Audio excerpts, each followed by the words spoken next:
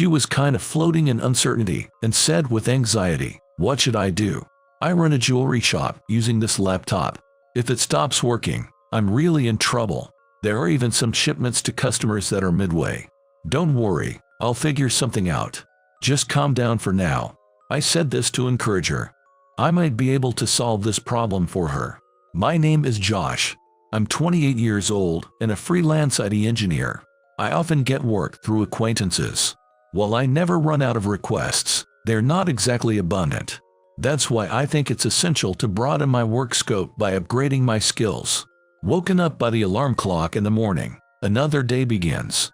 I sit in front of my desktop, recalling what I learned yesterday on an online learning site, letting my imagination run wild. The mechanism I learned yesterday, I might propose it to that client. As I think this, I take a sip of coffee. On my desk lies an open textbook for skill enhancement. The world of IT is vast, with new technologies emerging continuously. Just keeping up is a challenge. But this freelance lifestyle is the path I chose. So no matter how tough it gets, I intend to keep going down this road. After a round of review, I check my emails and find a job referral from an acquaintance. It's a small job, but I'm grateful. I quickly respond, expressing my interest in taking on the work, and start preparing a proposal and estimate. For me now, it's crucial to treat customers courteously and steadily increase my orders. On a certain Friday night, just as I was about to finish work, a notification for a social media message pops up on my cell phone. It was past 8:30 p.m. Looking at the screen, it's a friend request from Emily. Emily was a classmate and fellow band member from my college days. In college, she was like the campus idol. Long, glossy hair that looked like it belonged in a TV commercial. Translucently white skin with large, clear eyes. Her smile had a magical power to brighten up the surroundings instantly. In the band club, she played the flute, and her beautiful performance captivated many. At the club's concerts, her solo part was a highlight. Many guys, including myself, admired her, but it was well known that she had a boyfriend. Her boyfriend was a cool senior from the rugby team, a year older than her. They were like a celebrity couple within the school, untouchable. Honestly, I also had a crush on Emily, but in front of her and her handsome boyfriend, I was like a shadow. Despite her beauty, popularity, and talent, she was always humble and focused on achieving things with everyone in the club. She was always kind to me too. There was no reason to decline a friend request from her. I immediately accepted the request and sent a message. "What's up? Is something wrong?" I wondered if something had happened to our clubmates. Her reply came quickly. "Sorry for the sudden message, but can you talk now?" It seemed like an urgent matter. I called her. "Hey, Emily, is something wrong?" She answered in a hurry. "Josh, sorry for contacting you out of the blue. I need your help. You said at the reunion you were working in IT, right?" I remember talking about my job at the club reunion about half a year ago. Her voice was clearly shaken, indicating she had encountered some serious trouble. "Yay, that's right. What's happening?" I listened intently to Emily's story. "That's a relief. Well, I was using my laptop just now, and suddenly the screen changed, and a message appeared saying, 'Your files have been encrypted. Pay within 3 days for recovery.' I don't know what to do." I could hear the tremble in her voice. I could easily imagine her feeling lost faced with computer trouble. "Wait, that sounds like your laptop's got a virus. Did you receive any suspicious emails before this screen popped up?" She answered with a bit of anxiety. "Come to think of it, I did open an attachment from an email about sending contract documents from someone unknown. Could that be the cause?" It almost certainly was. "Yay, that's probably it. If you can disconnect the internet on that computer, do it. And don't shut down or restart the computer." She seemed to be listening intently to my advice. "Got it. I'll make sure it's not connected to the internet. What should I do next?" Her anxiety seemed to peak. "Emily, let's calm down a bit. I can tell for sure without seeing the laptop. Can you bring it somewhere?" The cafe was already closed at this hour. Perhaps a diner would be the only option. It's pretty late, but Josh, could you come to my place?" I felt a sudden jolt. She was supposed to be living alone. Visiting a woman's home was something I had rarely done, and she was the woman I had admired. But at the reunion, There was a ring shining on her right ring finger.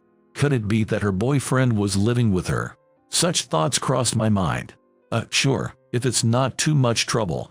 We both knew her house wasn't too far from mine. About a 30-minute ride on the subway. We decided to meet at the nearest station. I quickly got ready and headed to meet her. Emily was waiting for me just outside the station. Thank you, Josh. I really appreciate it. Sorry for the trouble. She smelled like citrusy conditioner, perhaps having just had a shower. Her apartment seemed to be a rental, about a 10-minute walk from the station. By the way, how did you know how to contact me? On our way to her place, I asked her a question. Sorry for surprising you with a sudden message. I was really in a bind, and then I thought, Josh, you remember how we all made that social networking group at the reunion? I found you there. Makes sense. I was glad I registered my contact then. On the way to her apartment, she walked with her head down, looking anxious. I could hear her occasionally take deep breaths. Are you okay? When I asked, she replied in a small voice, yeah, just a bit. I can't stop thinking about my laptop. I tried to ease her anxiety with some light conversation, but she seemed distracted. We arrived at Emily's place. There was a sense of excitement inside me, touching on her private life for the first time. Her apartment was larger than I expected, with a wall covered in art pieces and photos she had collected, each telling of her good taste in aesthetics. There was no sign of a boyfriend-like presence, and I felt relieved inside. She quickly led me to the room where her laptop was. Looking at the computer screen confirmed what I had suspected. This is ransomware. Just as it says here, it's a terrible virus that locks up important data on your computer and demands a ransom to unlock it. Your files have been encrypted. She spoke with her head down, anxiety in her voice. Oh no, what should I do? I run a jewelry shop with this laptop. If I can't use it, I'm in real trouble. I even have orders that are midway through shipping. I could sense the urgency in her voice. Running a successful jewelry shop was her dream. I had heard at the reunion. All her shop's documents and know-how were on this single laptop, so her anxiety and urgency were understandable. Don't worry, I'll take care of it. Just calm down, I said, trying to encourage her. I might be able to solve this problem for her. I thought about doing everything within my power to help. While checking her computer, I started talking about myself to try and reassure her. I originally worked at an IT security company. People often think IT engineers can handle anything computer-related. But actually, dealing with these kinds of viruses is a job for IT security engineers. So, maybe I can fix this. I'll do what I can. Really. I don't know much about IT stuff, but talking to you was the right choice, wasn't it? I'm glad I contacted you, Josh. She smiled a bit, looking somewhat relieved. Finally, she showed me the smile I liked. One of the biggest reasons I left the company and turned freelance was being bound by time. There were irrelevant meetings, or times when clients were in a rush, but I was limited by overtime restrictions. As we headed to her place, I thought about how I wanted to quickly help people who are truly in trouble, like Emily now. Even while focusing on the computer work in front of her, I was realizing how right my choice to be a freelancer was, appreciating the freedom it gave me. I never expected my past experience would come in handy to help her now. After a thorough look at Emily's laptop, I concluded I couldn't fix it on the spot. Emily, I'm sorry, but this doesn't look like an easy fix. I need to take the computer back with me to properly handle it. Is it okay if I take it? Really? Are you sure it's okay? She asked anxiously. Yeah, I have the necessary equipment at my place, so I should be able to resolve it faster there. She seemed a bit relieved by my words. Okay, but can I come with you? She asked, perhaps worried. My place is small and messy, but if that's okay with you. Understanding her anxiety, I agreed to her wish. We headed to my apartment, carrying Emily's computer. My apartment is a rental with one bedroom. It's not nearly as spacious as Emily's place. It's surprisingly tidy for a guy's room, though there are stacks of books and magazines here and there. I quickly moved them aside to not inconvenience her and offered her a cushion in front of the TV. You might want to contact your customers, in case it takes time. You have deliveries to manage, right? She looked startled and pulled out her cell phone. That's right, thank you. As she started sending text messages on her phone, I went to fetch something from another room. This is a bit old, but I handed her a laptop. If you know your site's ID and password, you can work faster on this. Want to use it? I knew how important swift communication with clients is during such troubles. Thank you. I know the ID and password, so this will be much more helpful. I brought a folding table to the TV area for her to work on. I'll be working over there, so if you need anything, just call me. I told her and went to my workroom. Time to start operation to remove the virus. It looked like a complex one, not an easy task. I focused on the task, and before I knew it, 2 hours had passed. It was almost time for Emily's last train. I glanced over at her and saw her dozing off, seemingly a bit relieved. I could hear her breathing softly, probably exhausted from the unexpected situation. There was a part of me that felt comforted seeing Emily, whom I thought of as out of reach, showing such an ordinary girl-like side. Emily, sorry, but it looks like it'll take more time. You should head home and rest. I gently shook her shoulder to wake her up. What? Oh, is it that late already? She opened her eyes suddenly, as if just realizing her current situation. I didn't think it would take this long. Josh, I asked you for something really difficult, didn't I? Sorry. She hesitated for a while about staying, but I urged her to go home. Okay. But Josh, don't push yourself too hard, she said with concern and reluctantly left for home. After she left, I continued working, but then the doorbell rang. It was Emily. Did you forget something? No, I just bought this for you, thinking you might be working late. She handed me some snacks and an energy drink. Her kindness warmed my heart. Thank you. This will help me keep going a little longer. I expressed my gratitude with a smile. She smiled back slightly and returned home. Left alone, I battled the virus throughout the night. Emily's thoughtfulness and smile kept me motivated through the long night. I'll do this for Emily. I renewed my commitment. In the morning, after taking a short nap, the doorbell rang. It was Emily standing there. Good morning, Josh. Sorry for the early visit. Did you stay up all night? With my unshaven face and still in yesterday's clothes, it was a natural assumption. No, I took a short nap. Haven't been able to fix your laptop yet, though. She looked apologetic as she asked me, is that so? Maybe it would be better to take it to a professional company. I think even if we go now, they might not be able to handle it. Don't worry, I feel like I'm making some progress. Just wait a little longer. In reality, bringing it to a security specialist company at this point probably wouldn't be fast enough. Got it. I trust you, Josh. Hey, are you hungry? She was holding a grocery bag in her hand. I'll borrow your kitchen for a bit. Josh, you take it easy for a while. Saying this, she went to the kitchen and started preparing breakfast skillfully.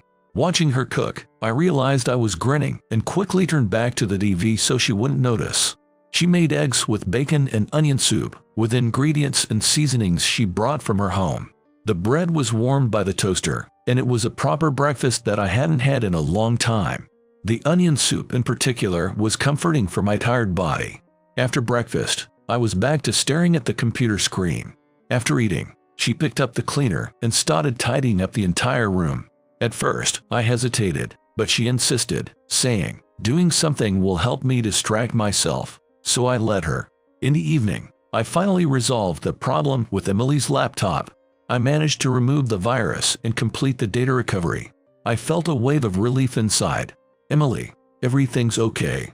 I managed to fix the laptop, I informed her. Really? She showed a relieved smile, followed by words of gratitude. Seeing her smile made me feel that all the effort was worth it. First, check if you can access your files and everything, I said, handing her the laptop. She spent some time checking her work files and messages, then responded, yes, everything seems fine. I don't know how to thank you enough. I was glad I could help her. You've thanked me enough already. Maybe you should start catching up on your penning work, I suggested. That's true. Thanks for the advice. Sorry, but I'll do that. You must be tired too, Josh. Rest well. I'll get in touch with you later to thank you properly. With these words, she left my place. After seeing her off, I collapsed on my bed and slept like a log. The next morning, I was thinking about Emily. The last 2 days spent with her felt almost like a dream. Her sudden message, the first time I visited her place, her dozing off in my room, her cooking and cleaning. and the relief and smile she showed when I resolved the trouble successfully. These dreamlike events passed by so quickly, leaving me feeling a bit melancholy at the thought that they might not happen again. As I was pondering this, a message from Emily arrived in the afternoon. She wanted to thank me for yesterday by inviting me out for dinner on Thursday. My answer was, of course, yes. I replied that I would adjust my schedule any time for her. The restaurant she chose was quite nice.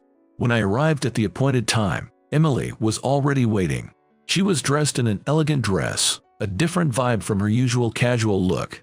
Compared to her transformation, I felt out of place in my rarely worn suit. Feeling nervous, I straightened my jacket and approached her.